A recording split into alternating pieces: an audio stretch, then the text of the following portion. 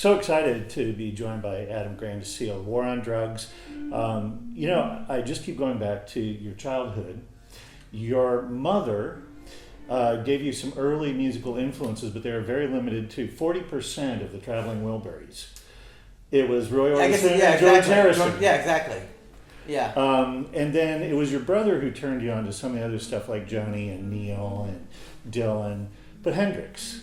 Yeah. And now we fast forward and we are downstairs at the Electric House Lady of Hendrix. Studios. Yeah. So how cool is that to be in that moment? We did a lot of the finishing recording of the record here in like January, February.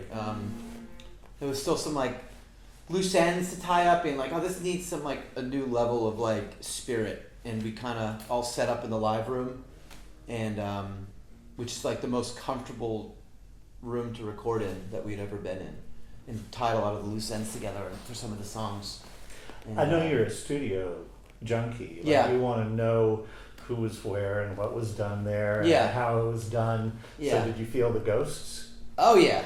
Well, we even heard the stories, just like where the drums were in the corner of the room behind like four, floor to ceiling baffles was like pretty much where they stay 95% of the time.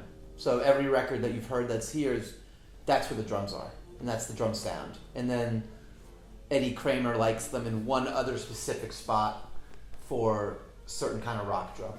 But it's pretty cool to be like, if this is where the drums were for Voodoo, then this is where we're going to keep them, It's pretty cool. Yeah. It's a special place. I should mention that the new record, A Deeper Understanding, is absolutely gorgeous. Thanks. You have to feel like we got a home run. I'm just happy we finished it. It was the last couple months was like I think I worked on it like every day for 3.5 months in different student LA, and then I moved to New York in January, and was in and out of different studios for about 3.5 months, and then flew back and mixed it with Sean in like 3 weeks. So I've read that you viewed this as your LA album. Right. But what exactly does that mean? I think it means I was living there, and I had a studio rented. I was writing out there and recording, but the rest of my band and the guys that I kind of toured with obviously for 2 years, and that we kind of made this gel together, were still on the East Coast. And so obviously I knew that it was going to be a record with those guys, but that was like kind of like the one thing that was standing between us like getting super deep on it or something, was the fact that they could only come out for maybe like 8 or 9 days at a time to start. And so it was an interesting way to work, just because I'd kind of record all these demos and they'd come out and we kind of learn them all and record ideas, and then they'd go home for 2 months and come back for another 2 weeks or so. And then once we started really recording it in late June of that year, 2016, they were out for a full month. And we recorded different studios in LA, and then it was like more stuff was done out there, and then I kind of took the hard drives to the East Coast and worked in New York for 3 months. So you mentioned the quintessential LA album being the second Zevon album, right? But you resisted the temptation to go down that road, right? Actually, today we're going to do one of those songs, just to be sure. I'm talking about Excitable Boy. Well, I was going to ask you that. So is that not the second one? No, that's actually the third. It is the third. Okay, I realized that the other night. I was like, I kind of said that without actually knowing. The first one, though, was before he went over to Germany and fell into a bottle, and it was called Wanted Dead or Alive, and it's not really up to the quality. Okay. And the first one that most people recognize is Warren Zevon, right. And it's got the blue cover. Yeah. And it's kind of like Excitable Boy in that it's got a lot of session players and guest stars and all of that. So either one of those. So it is the third. Okay, that makes more sense. Yeah. But 15 months in the studio for this one? Yeah, thereabouts, yeah. So you're obsessive about things, right? I feel like... Did you have a hard time saying, this is done now? Because after 16 months, it's just like you could endlessly work on it, right? Yeah, I think this time around, I was pretty fried.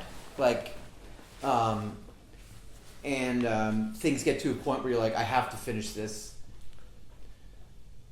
but I was ready to finish it. Like I knew it was like everything. There was a few songs that up until really the last like 3 weeks weren't really part of like this of the record, and like I didn't know. I was like, there's these other songs that didn't really come together, but then even the version of Holding On that's on the record, I'd been working on like a completely different version of that for like 6 months, and then me and Sean were both like at different points of the same night, we were both like, we should listen to the original from last year because that had some magic.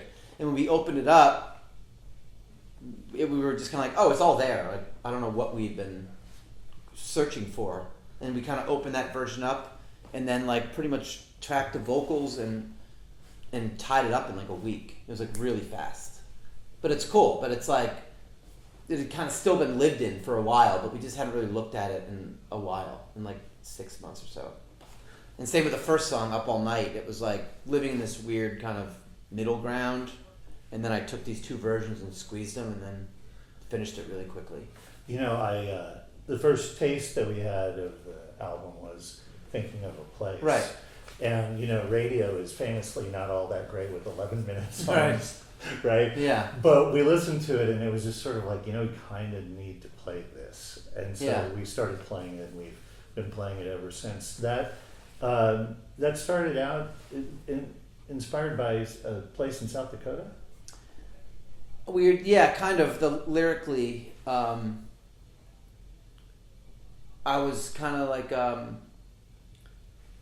always have when we track live, I'm never prepared enough to have everything written. Who is? So. Well, your scratch vocals can just right, go so that's anywhere, the thing. right? So I always leave it up to. Some have a few lines. Like I had the line "Thinking of a Place," but I didn't have like some of the verses. And when I was listening back to the scratches, I was like, "What am I saying there?"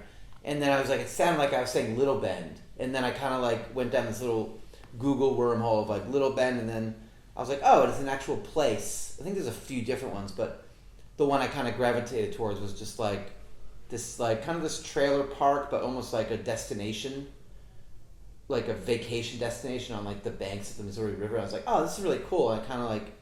So you've never been there? No, I've never been there. No.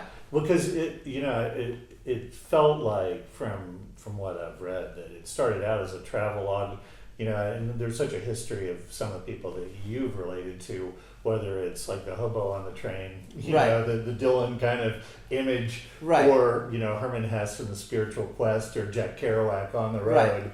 But maybe it diverged a little bit from that. Yeah, well, that's the thing. I think once I kind of had like an idea of that place, I was like, and we had driven that general way probably 15 times over the last 10 years on tour. And I think I just started thinking about like some of those drives that we've taken and some of the times we've driven across the country. But now it's a place I definitely want to go, which is pretty exciting. But you know, I just always think that it's really amazing to look at an artist's sort of story arc. And you know, you were an artist. And you were listening to music while you painted, and you were like, sort of like, I really need to go do that. Right. You know, it was like you got called by a different muse. Yeah, music was like my first thing, like the first thing I gravitated towards, I think, and the thing that I like stayed with the whole time. I just didn't. No, for so long, I just didn't know enough about like the other side of it, which was like anything other than like playing guitar and learning the guitar, and I didn't know anything about like making records or anything. So I was lucky that I kind of met a bunch of people as I got older and started falling into different scenes and like learning more about like how to record or how to record with a band or like all these different things, and just kept getting more and more inspired every. Yeah, community was really important to you. Yeah, I mean, I wasn't like super driven musically where I felt like I needed to like get this out of me or something. It's been very grateful for a lot of people I've met and learned from. Do you recognize that guy from that studio painting all those years ago? Yeah, for sure. Yeah. Still in there. Yeah, he's still there. Yeah. Yeah. I know that you're really busy and probably just as good a painter as he was then. I know that you have to go commune some more with the ghosts of Jimi Hendrix. Yeah. And you've got lots of things to do, but I really Yeah. appreciate the time. Yeah. And again, just a spectacular album, A Deeper Understanding. Thank you. The War on Drugs, and folks can find out more at thewarondrugs.net. Yeah. And thanks so much. Thanks very much. Thank you.